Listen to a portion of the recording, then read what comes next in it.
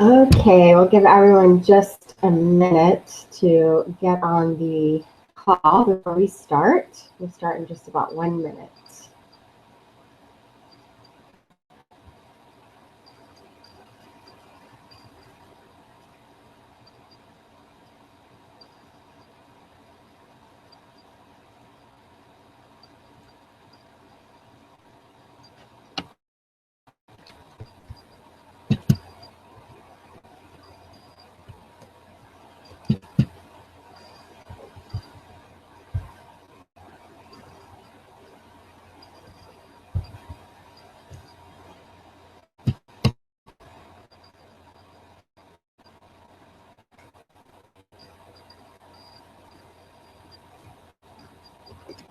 All right, let's get started. So the top 5 secrets to winning website copy for wedding planners. That's what you signed up for. You're in the right spot.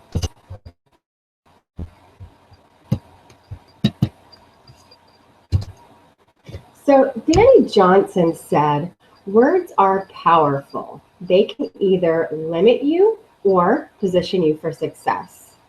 And boy, is she right. The words you use, the copy you have, the text that appears on your website, it can really make or break your business.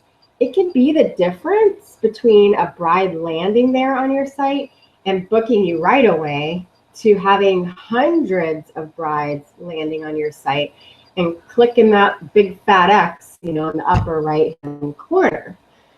The problem with most wedding planners is that they struggle with words. They know how to plan a wedding like it's the back of their hand, but when it comes to turning their website copy into a money-making machine, they get tongue-tied. Well, you can untie your tongue today because I'm going to reveal to you the top 5 secrets of winning website copy. So you can walk away from this webinar and you can tweak your copy so it starts booking you more weddings. On a really quick side note, I will leave the last 15 or 20 minutes or so for questions. So please hold your questions until the end. If you have one, just jot it down so you don't forget it, and I'll answer everything at the end of the call. And one more thing, hang on until the end. I do have one big juicy offer for you that you don't want to miss. And, oh yeah, let me give you some really quick down and dirty info on me so you have some idea of why you might want to listen to what I have to say to begin with. So I'm Christy Laurent McCauley. I have a word addiction, and I'm not afraid to use it or admit it. In my past life, I was a certified wedding planner.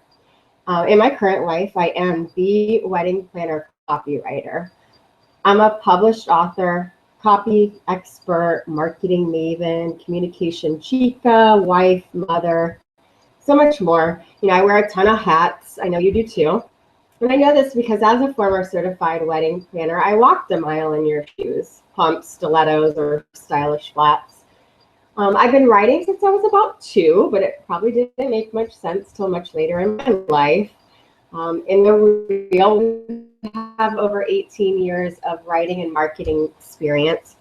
Wow, how is that possible? I still feel like I'm so young. But anyways, I used this experience in writing and from running my own wedding planning business in the past to turn your thoughts into words that land you dream brides and that book your calendar solid. Here are some of my street creds. As I said, I was a former certified wedding planner. I did own and operate my wedding planning business for about 4 years. I was the president, vice president, and secretary on the board of the NAWP, which is the National Association of Wedding Professionals. And that was for the Miami chapter. I was living in Miami at the time. I've been writing copy and content specifically for the wedding industry for over 8 years. I am also the wedding expert on the Love to Know blog, Here Comes the Bride. I'm sorry, Here Comes the Wedding. Here Comes the Bride is something different. I've published thousands of wedding articles, mostly online, but some in print. And I've authored several different wedding books, such as Your Second Wedding, and books on how to start and run a financially successful event planning business. Okay, so let's do this. So let's face it, a bride is one busy gal. She's fast and she's furious when she's searching online for wedding tips, wedding advisors. So you have about 20 seconds or less to grab her attention to stay on your site, once she gets there, rather than clicking away to possibly never be in front of her again. So what this really means for you is that you have to show up, and you have to show up in a big way when you write your copy. It has to be so fab that she to start clicking around to see what else you have to say on the rest of your site. So fortunately, there is a recipe that you can use as a guideline to accomplish your goal. And as a bonus, it works for every single page of your site. So let's jump right in to the first one. So the first ingredient or secret is an attention grabbing. So it all really starts, and you could say it all really starts and ends with an attention grabbing headline or some kind of a lead in. And you'll see a variety of headline types pop up. So if you're, perusing other websites, you'll see a lot of it, a lot of different styles. And now that you're looking for them, looking for those headlines, you're going to start to notice a pattern in those websites that you visit. At least those that have great copy, anyway. If they have lousy copy, you might not notice any kind of a trend. But if those that really have fabulous copy will have, one or more of these types of headlines. So the first one that you might see is either one question or three questions. And that'll be the first item that you see on the homepage when you land there. And it might say something like, are you newly engaged and ready to plan the wedding of your dreams? Or are you overwhelmed with the details of planning a wedding? Are all of the tiny details of planning stressing you out? So we're talking about those kinds of questions. And the goal of either your one question or your set of questions is to get the reader to answer yes to the questions, and then read on to find out more, or really to get the answers, to the problem that the question poses. And then what you want to do is, if you do use the question lead in, then you want to follow up with some kind of a statement, such as, I can help. I mean, it doesn't have to be a complex statement. It can be something very simple like that. So that's the first type of headline that you might see or use. The second is to use a very simple but powerful statement. And it's just that, a statement, such as, cut your wedding budget by 25% without sacrificing your dreams by taking one little step. And in your case, that step for them is hiring a wedding planner, hiring you, of course. And your next statement after that might be something like, working with me can save you time, money, and your sanity. So there you just made a simple statement and followed it up with some details. The third type of headline that you can use is to state a problem or a challenge that your dream brides are facing, and then follow that up with a sub-headline or a sentence that shows how you, or if it's a product that you're selling or a service that you're offering, resolves the problem or helps them overcome that challenge. Maybe something like, getting through your wedding planning checklist can seem like an impossible situation. Not when you have a pro like me on your side. The impossible becomes possible. So you're telling, you're stating something that they're feeling, some kind of a problem that they feel, and then you're telling them basically, quickly, how you can resolve that for them. And then there's one final option that's very popular with headlines, which is, headlines are kind of funny. They kind of work like a menu at the Cheesecake Factory. There's really so many different ways that you can handle it. But the final option that we'll talk about today, you can state exactly how you help them up front. So you can just come right out with it. You might see something like, make your debut down the aisle without the weight on your shoulders, or the easy way to turn your dream wedding into a reality, or plan your wedding like a pro. These are all kinds of statements that just put it out there, but also that resonate with brides. They really hone in on this kind of stuff, and they're like, oh, I want to know more. So whichever headline option it is that you choose, let me just say this. All of your pages, every one of them, should contain a headline that grabs the attention of the visitor and that keeps them on that page to see what the rest of that page has to say. So don't just limit it to your home page. We're talking about every single page of your site should have this formula.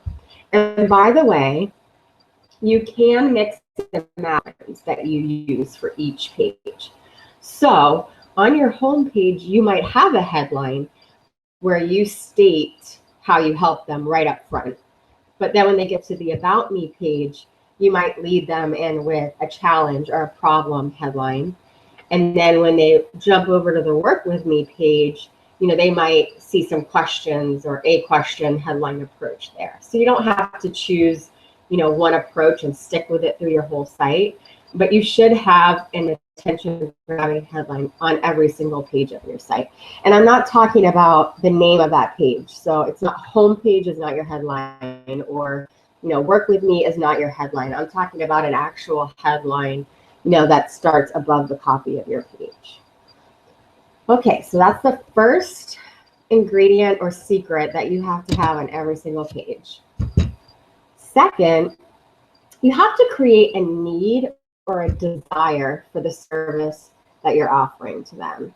So you have to, when you're writing website copy, you really have to become a storyteller or a picture painter. So you need to write the copy in a way that really draws in the visitor and draws them into a specific situation that they can identify with. And then convince them that they need the service that you're offering. So you're starting to tell a story to create the desire. You're presenting the need. And when you tell the story the right way, you create that need and desire. And you do that with compelling copy that convinces the visitor to then become your client. And you can call on a couple of different emotions when you're taking them on this journey. You can decide which approach you feel comfortable with, and also which approach you think resonates the most or attracts, the most of your dream clients or dream brides. You can scare them a little bit, or you can paint, a true dream. Or you can also use a combination of the two. It's up to you. You might say something like, you're standing at the church doors. Your arm is through your dad's arm. They're playing your song. The church doors swing open. Guests gasp at your beauty, and you walk down the aisle without any stress because you know that you have planned down to the minutest of details. Then, of course, you can talk about how this is because the bride has been working with the best wedding planner in town, you. So you can really paint that dream that a lot of brides seem to have in their head. These are dreams that they've thought of, since they were little girls on their head. Or with more of a scare tactic. And I don't mean scary like, a horror film, but you can, get them a little on edge. So you might say something like, the details of planning your wedding are making you dizzy. You wake up in night sweats after watching your photographer back into the cake or walk into a reception room where the centerpieces are missing. You can't possibly be in two places at one time, getting ready for your big day and setting up for your big day. Then of course you can, working with the best wedding planner in town, which is you, can solve all of their problems and take away all of her worries so she can sleep better at night. I will say this though, choose your words carefully. In the situation that you're painting carefully. It's really important here that you think and that you talk like a bride does. Your words and what you're saying to them really has to resonate with them, or they're not going to look into your packages or services. Pick up the phone to call you. So, if they're not calling you, that of course means that they're not booking you either. So, when you're sitting down to create that dream, that picture, the scare tactic, whatever it is, think and talk like a bride, and use your words carefully. So number 3 is, I call it WIIFT. Once you create a need or a desire for your help, for your service, then it's really time to lay out the deeds. So you're really going to lay on the details at this point. And when you're giving them the details on your services, you really have to, what you're really doing is spelling out the benefits to them. So you're telling them what's in it for them. The benefits are really the emotion they feel from the service that you're providing. So keep this in mind when you're writing your benefits. I come across a lot of people that have a hard time differentiating between listing the features of their service versus the benefits. So be careful that you're focusing on the emotional side, the beneficial side of what you're offering. And let's face it, brides and grooms are selfish, and all they want to know is what's in it for them. Seriously, I don't care how sweet of a bride she is or how much chivalry the groom has. They're in it all for themselves. You have to remember this and be sure that you very clearly spell out what's in it for them. Just tell them. Like I said, avoid listing a feature. Really focus on the benefits and how it benefits them, how it's an advantage to them. I see a lot of feature listings. So I'll see things like, our day of wedding coordination package offers a wedding coordinator for 7 hours on your special day. This, has little meaning to them. As a wedding planner, the heck you go through during those 7 hours, and how you're running with your hair on fire from the time you get there to set up till the time you're breaking down at night. They have no idea. They really don't. So you really need to paint the picture again, how it helps them. They don't necessarily care that you're running around with your hair on fire. So a benefit might read something like, you're busy getting ready for your big debut down the aisle. Leave all of the details to us. We'll take care of everything from setup to cleanup, so you can enjoy your day without a care in the world. It's more specific. It's giving them some kind of a frame of reference. And then they start thinking, oh yes, who's going to set up? Who's going to clean up? That kind of thing. I can't do that, all by myself, blah, blah, blah. So you're painting more of an emotional side of it when you list a benefit versus a feature. I also see stuff like, we help you find and hire the best wedding vendors in town. Yeah, that's ho-hum, yeah, they want to hire the best, but that statement doesn't really say much to them. But if you word it more like a benefit, it may come out like, the photographer is shooting all of the photos you asked him to, and you're positive the cake is the most delicious one your wedding guests ever eat. You've hired the best wedding vendors in town because we know who the wedding pros are, and we booked them for your wedding. Again, you're still telling them what you do for them, but you're painting it or tweaking it or twisting it so that it really looks like it's benefiting them more than, hey, look what I do. So that's kind of how you tweak and twist features to become benefits. Very important. If you list a bunch of features on your website, it doesn't really mean much to brides. It's not emotion drawing. Okay, so let's move on to the 4th. Secret or ingredient, sprinkle in some street creds.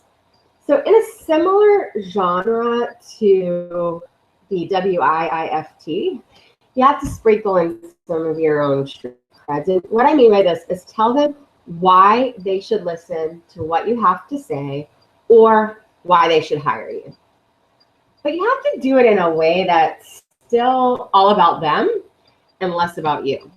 And you really have to remove your ego from the equation here. And I mean completely remove it. While it's great that you are the best planner in town and you have the most experience and you're the most creative, again, what brides and grooms are really after is how does all of that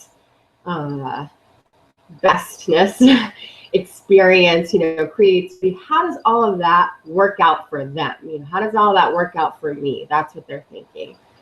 So again, it's just twisting and tweaking these things. So instead of saying, I have 18 years of experience planning weddings, which don't get me wrong, is mind-blowing. I mean, that's fabulous. That's a lot of years and a lot of experience. You can kind of twist it a little bit so that it's more beneficial to them by saying, I have 18 years of experience helping brides turn the weddings they've dreamed of as a little girl into a reality. You get the idea. Again, it's drawing on their emotions. You're still stating your experience, but you're also telling them in an indirect and soft manner, how that experience applies to their wedding day. And another approach that you can take is to use testimonials. Testimonials are very, very powerful when it comes to your street creds. This allows, your past brides to give you props. So you don't have to give yourself props, which can look kind of lame if you don't position it in the right way. I mean, if you're trying to boast about yourself, it can come across that way. And that's not, going to win you any brides either. So sprinkle your testimonials throughout the pages on your site in the appropriate places. And what I mean by that is, the main thing is you don't want to break up the flow of your story or the journey that you're taking them on. You want your testimonial theme to match what you're talking about in your copy. So don't just throw in a testimonial in the middle of your page or in the middle of your copy, and don't necessarily reserve them all for the end either. What I'm saying is, if you're talking about, for example, how you save a bride money so that it more than covers your fee, that's where you want to throw in a testimonial from a bride that is raving about how you threw her the wedding of a lifetime and it was all within her budget, or some similar, topic. So that's what I mean. Don't break up the flow of the journey or the story. Make sure you're kind of complementing and coordinating, the two. But testimonials, huge. Chase them down if you have to. Those are big, big money for you with copy. Okay. So number 5 is tell them what to do next. In marketing speak, this is referred to as the call to action. And every single page of your website, without exception, should contain a call to action. Just like every single page should contain a headline, every single page should contain a call to action. And all the call to action is, and I will say it is one item on each and every page of your site. And all it really is a statement of some sort that tells visitors, tells your brides when they get to the end of your page, what it is they have to do next. Of course, you want them to book your services. I mean, this is not brain surgery. That's what you're after here. But don't leave it to chance. It may sound so, like, how could they not know? But don't leave it to chance. Just tell them. I mean, it really, just tell them. Lead them to the next step. And they can call to action statements can be worded in various ways. Typical ones you'll see is, telling them to call, to click here, to buy, to email, to visit, or to take, some other action to get them to the product or the service that they now need or want because you've created this need and desire along the way. Now, usually you'll find a call to action at the end of the page.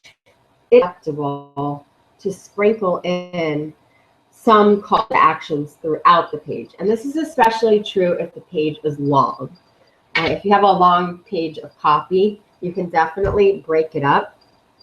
One suggestion is to include one sort of near the beginning, and it's called above the fold. So above the fold is this part of the screen that your brides can see without having to scroll down. So include one above the fold.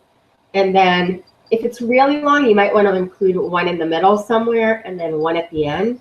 Otherwise, you can include one at the above the fold and then one at the very end. If it's a very short page, you might just include, the one at the end. And that's when you have multiple calls to action on your page, they do not have to be, nor should they be identical. You should, give them different options. For example, don't always say call, call, call. Not every bride wants to pick up the phone and call you. And if it's in the middle of the night, that's not going to do either one of you any good. She's just going to end up leaving a message that you have to return the next day. She may just want to email you. So, give her options. Or she may not be in a position to talk on the phone, so she needs to email, but she can email or text or whatnot. So give them a couple of different options. Don't pigeonhole them into, only one option of contact. All right. So stick a fork in it. It's done. When you write copy for each page of your website, write it so it makes sense. Be very clear so the visitor understands what your business or site offers them, and draw them in with that attention-grabbing headline. Use a story to draw them in to create a need or desire for what you're offering, and then tell them what to do to get it. It's not brain surgery, but it is a recipe, and it's one that does work when you have all of the right ingredients. So before I open it up for Q&A, I did promise you a juicy offer, and here it is. What I'm offering is a complete website copy review for only $97. So after you take this information that you've received today and you go and you revise the copy on your website, what the website copy review is, then I come in and I take a professional look at it and I help you to perfect it. I help you to refine and perfect your copy. So you already know that words pack a powerful punch, and you can finally find out from someone who knows, just what the copy on your website is saying about you and your biz. So here's exactly what you get. You get a complete copy review of up to 5 pages of your website. And then I will send you a mini report that provides you suggested tweaks, any changes that I have that you can make to your copy. And then you can take those suggestions and recommendations and run with them or not. It's totally up to you. And again, it's only 97 bucks. So I'm booking into March now. I have only 7 slots open for the rest of March. And once those slots fill up, I won't be able to take any more reviews until April. But you can book your review or get more information on it on my website, which is actionmarketingcopy.com, and then /website-copy-review. And it's there on the slide in case you need it, but it's there for you to check out. So let's open it up. I will say there is a delay, about a 30 to 45 second delay between when I see it, when you type a question. It's just a Google Hangout thing. So if you do type something in right away, or there's a little bit of a delay, that's why. Okay. So let's see. Oh, also, I will take new questions. This is an Encore presentation. It is live, but it's an Encore presentation of a previous webinar that I did. Once we get through the new questions, I will go back through some of the old questions that we had because they were really good last time. So it might answer a question that you have, even if you are not even if you're a little afraid to ask it yourself. All right, so here's the first question. I think writing copy about myself is one of the most difficult things I do. Is it best to talk in the third or first person when you're writing about yourself and your business? Okay, first person is much more personable than third person. If you talk about your business in the third person, what tends to happen is brides can think that you're too big of a business, too expensive of a wedding professional for them to work with. So instead, you really want to talk to them on their own level, talking with the bride that's sitting right in front of you. Additionally, and allow your personality to shine through. The connection that a bride makes with you is why she hires you. So this copy and the way that you present yourself online, it finishes when she meets with you in person, and then she sees that what she's reading online and how you are in real life, are the same. That connection that she felt online is also a connection that she feels in. If you are a big company, by chance, you have a lot of employees or you have a team of wedding planners, you can talk in third person, or you can still talk like, say we instead of I, or instead of me, or, those kinds of things. But I just say, be as personable as possible with your copy. Don't be stiff, and, this is emotional stuff for them, they don't work for a company that's stiff, and they want to work with a professional, but they want to work with a human being as well. So, think about that when you're writing your copy. Okay, second question. Who can I hire to write copy for me? Okay, that's a great question. If you're a wedding planner or professional wedding pro, help, I do offer a package. I call the website Wowzer Package. So if you're in that out on my site, just go to my site and then click on the Work With Me page. If you're in some other industry by chance, sometimes I get other industries on here, even though this is for wedding pros. I don't write for those industries, but I can refer you to someone who can help you. So if you're looking for someone to just do it for you, I can refer you to someone. All right. I seem to write my website copy and then get paralyzed. Do you have any suggestions for helping me? I'm assuming you mean you write it and then you don't publish it or put it out live. Yeah, I do have a suggestion. I always say it doesn't have to be perfect. It just has to be out there. And this holds true for your website copy, a landing page, your email, whatever it is you're trying to get out the door. It doesn't have to be perfect. It just has to be out there. It's not doing you one bit of good sitting on your computer where you're the only one looking at it. You can always go back and perfect it later. That's the great thing about, websites. It's not stagnant. It's a dynamic piece of collateral that you can always go in and tweak and change. And I'm not saying, send it out there with a bunch of spelling errors and it looks like a hot mess. I'm saying the copy doesn't do you any good sitting on your computer where your brides aren't seeing it. I tweak my about page on a monthly basis. I'm always tweaking the other pages on my site to make them just a little bit better, a little bit more attractive, to use a little bit of a yummier word or a more irresistible headline than the one before it. It doesn't mean that the copy wasn't already working for me or selling, though. I just, want to tweak or test. So just get it out there. Perfect it later. Okay, if you had a web designer start your blogs, how can you keep with that style? I don't know if you mean copy-wise or layout-wise, but Hope Copy, it's someone that was kind of writing with your tone of voice and style to start. So that you can just kind of pick up from there.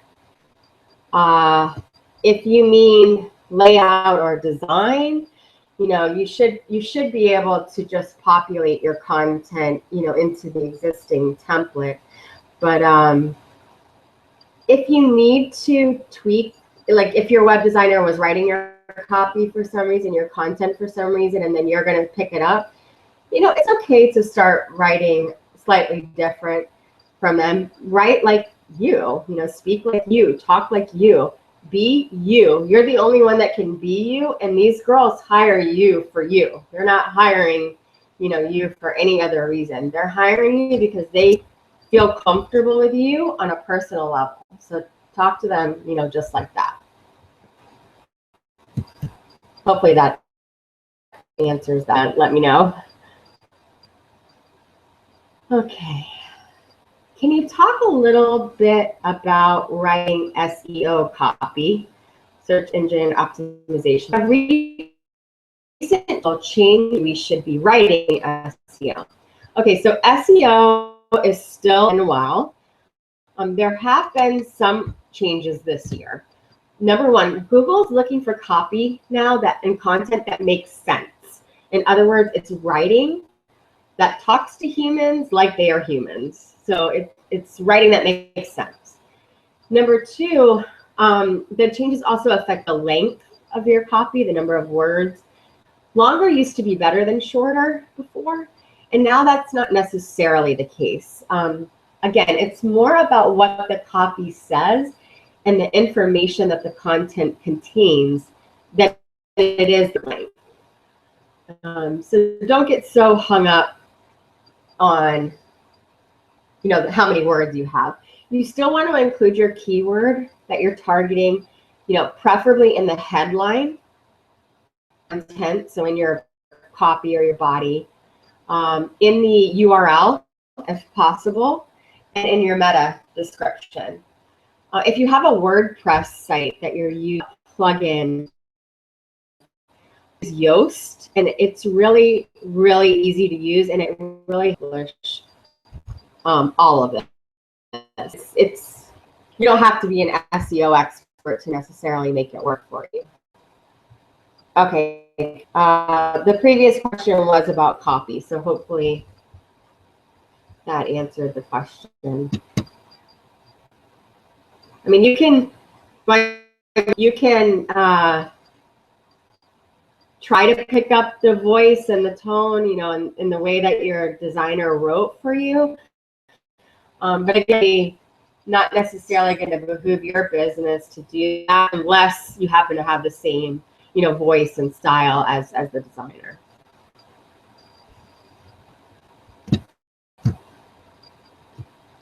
Okay, next question. This is a similar one to I had on the previous. Saying she has a fun and unique voice, and she's trying to figure out how to use that in her writing. I say use it. Fun and unique's a great voice to have, especially in this business. I've said this a million times before, and I'll say it again. Write like you talk. If it helps, you can record what you want to, what you want to write. Record it, just talk, and then transcribe it later. If you have to get one of those dragon programs, you know, where you talk into it and it types for you, do it. Okay. How do I know if the way I write is appropriate for my business? You can find a balance between the way you write and the way that your clients want you to talk to them. And that might already be a match for you, or it might be something that you have to tweak. Honestly, though, I don't change the way that I write personally for anyone. You know, my dream clients love me because of the way that I write. And there are plenty of copywriters out there with different writing styles from me. And if the wedding planners or any other industry for that matter wants a different style, they should seek a different copywriter. You know, there's plenty of business out there for, you know, no matter what business or industry that you're in is. And I will say this, if they are your dream clients, you're not going to scare them away by your writing style. unless you're doing something really off the wall, you know, you're not gonna scare them away by being you. You're the only one that can do that. You're the only one that can be you. Okay. Any tips on how to weave stories with personality? I tend to state a lot of facts and be detail oriented and be matter of fact, which can be dry and doesn't show my personality. I don't want to bare my soul, but put more of my personality into my copy. This, again, it kind of all comes back to the same thing. Write like you're having a conversation with someone.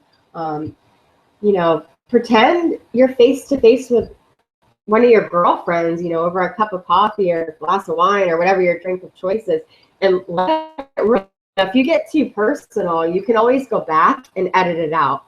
But some personality in revealing some of your personal side in copy is a good thing once in a while. You know, it works. How personal can you get? You know, I'll give you an example. This is not a wedding planner story, but there is a company, and I don't even know if they're in business anymore, to be honest, but at one time when I was doing research, I came a parachute promise, and the founder, owner, you know, creator, she was a recovering alcoholic, and, you know, she went into her story, not in great detail, but, you know, she explained that the origin of her company, which she made little parachute type necklaces, like a skydiver would wear, and she handed them out to her friends that helped her, you know, get through her addiction, basically. And these friends encouraged her to then, you know, make the business, and, you know, she did. So Parachute Promise became a business devoted to thanking people who matter with wearable gifts that last for life. That was her, you know, little shtick. Now, why does this work? It's personal. It's emotional into the company. You know, maybe you're not a recovering alcoholic, and that's perfectly fine. I'm not saying you have to have that kind of an event in your life, but you do have a story. And how much of it you decide to be with your examples is up to you. And again, it won't scare away the right people. And I'll give you another quick. I personally recently hired a marketing coach, and you know, as I was reading through her website, you know, her story totally resonated with me. I felt really, to a certain extent, like her story was my story. Like I was reading my own story as I went through her screen. Since I felt she had gone through, you know, what I'm going through in my personal life, my business life, you know, because she went through it with hers. You know, I hired her, and that's plain and simple. And these girls feel the same way about their wedding. When they connect with you because of what you say and what you do, you know, how they feel when they talk to you on the phone or when they email you or when they're sitting in front of you, you know, that's why they hire you. Okay, this person is asking how long or short certain pages on the site should be, like the bio or about or work with me page. I would, as far as the bio is concerned, like if you're going to put a little biography on your about me page or work with me page, I try to keep it to 2 paragraphs. The first one's typically a little bit about who you are, a little bit about what you do and some of your credentials. And the second is more educational focused, any degrees you hold, certifications you have, accreditations you have, you know, membership, professional memberships. And then you want to include a soft call to action, like for more information, you know, visit and then, you know, throw in your website. If you're using the bio on your website, excuse me, I have a little cold. You don't need to, you know, include a website link, but if you're using the bio somewhere else, this is where you'd want to, you know, put in a little call to action. You want a call to action regardless, but you don't necessarily need it to be, you know, a website link. Okay, this person's asking about testing headlines. So yeah, you should test your headlines. I told you earlier that I tweak my copy constantly, and one of the things that I tweak is my headlines. I do test those quite frequently. I'm going to assume for this conversation we're talking about headlines specifically on a website page or a landing page. Now, some of your programs that you're using, or your plugins, or your landing page programs that you buy, like Instapage or Lead Pages, they offer A/B testing built. So A/B testing is just testing, headline A against headline B, for example. So you have to do in that case is insert your two different headlines. The key here is you have to keep the rest of the copy on your page and the rest of the content on that page exactly the same. So any pictures, any other elements, in order to run a true test, the only change, if you're testing the headline, is the headline itself. And then the software, the program will automatically tell you which version is performing better. So is version A or version B performing better? And you can run your own test too. So if you don't have a fancy program or something that does this for you, you can totally run your own test. And I did this recently for a headline for my free opt-in report. So you just run a promotion, run your campaign with the first title or headline for a set period of time. So say it's 30 days. Keep track of your registrations or keep track of your traffic. Then after that 30-day period runs out, switch the headline to the second one, run the same exact campaigns, the same exact promotions for the same exact period of time, for that same 30 days, for example, and then track the number of registrations or traffic visits. And, obviously, whichever one has the higher number wins. That's testing headlines in a nutshell, and you can continue to tweak and test. So you can run A against B, and then if B performs better, you can then run B against C. If B still performs, you can run B against. You can run these tests over and over and over again if you want. If you find that it's bringing you the results then you may go back and just keep it. Do you work with WordPress.org on your website? I work, there's two. There's WordPress.com and WordPress.org. I work with the paid version, so it's not the version. It's the one that you have to pay for hosting for. And the reason is there's options on the free site version that you do not have on the paid version, the hosted version. For example, you can't sell anything, so you can't have like buy now link or book now link or anything like that on the one that's free. But the one that's paid, you can basically do anything you want with.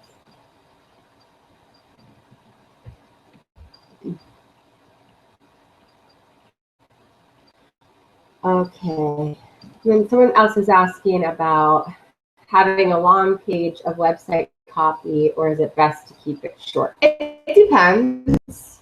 I will say it's not the best practice to write a copy of War and Peace on every single page of your website. I don't like landing on a website page and having to scroll to, read all this information. I'm telling you, your brides or nobody else wants to do that either. But at the same time, the website is where people are going to find out more information about what they are looking for.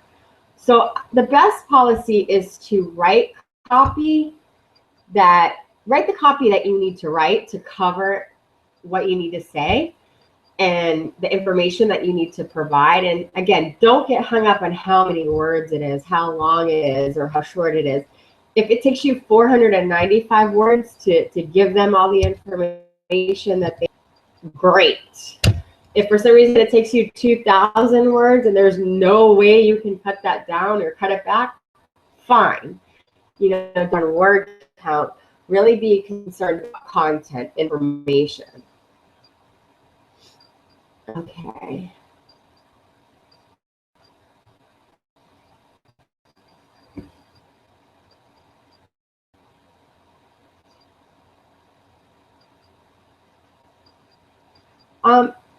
Someone's asking, I mean, I work with WordPress.org on my website. Are you familiar with that? The thing is, I think WordPress.com is the free version that has more limitations, and WordPress.org doesn't.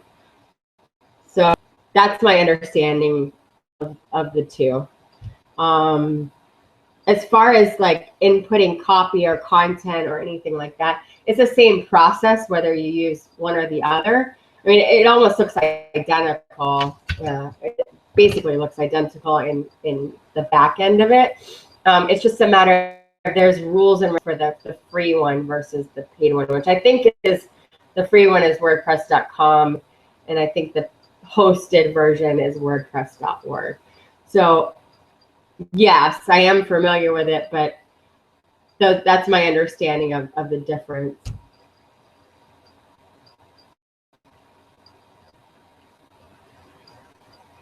Okay, someone's saying, I have a habit of listing features as part of my service descriptions.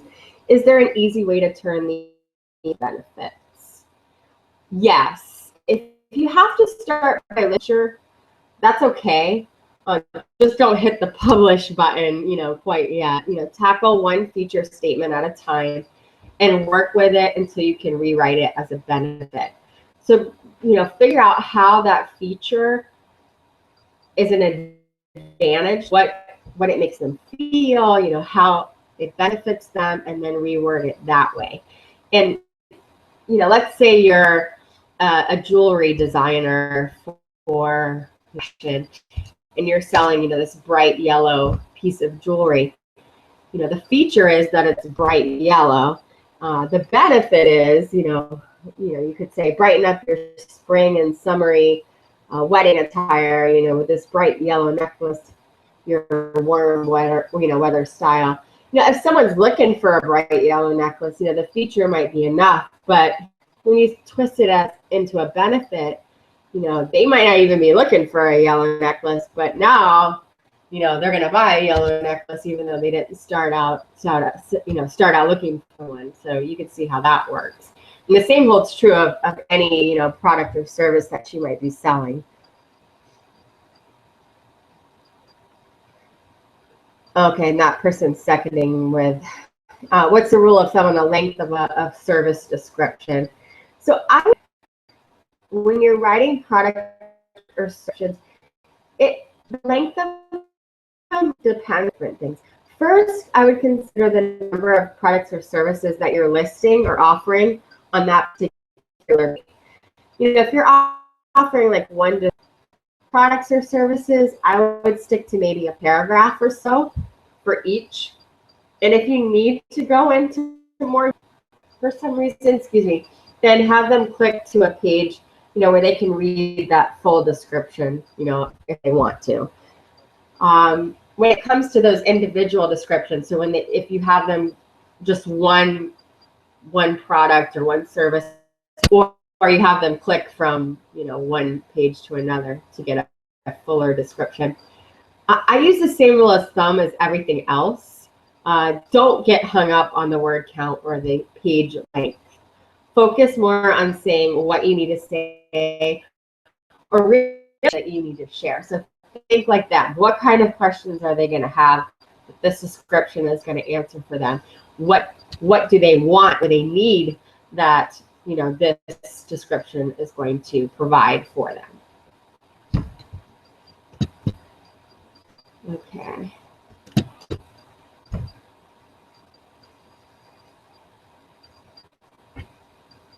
All right, do we have any other questions? I'll hang for just a couple more seconds to make sure everybody has their questions in.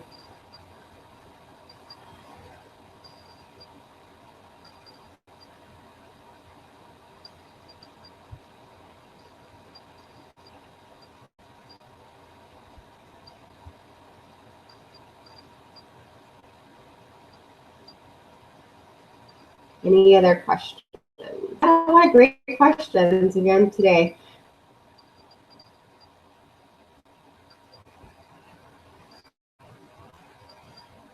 All right then. Well, thanks for hanging with me. And I do usually monthly webinar topics. Sometimes I change them. Sometimes I do the same one for a couple of months, depending on what's going on. So I will follow along. And if you're interested in jumping on another topic, I'd love to have you hang in with me. Have a good one.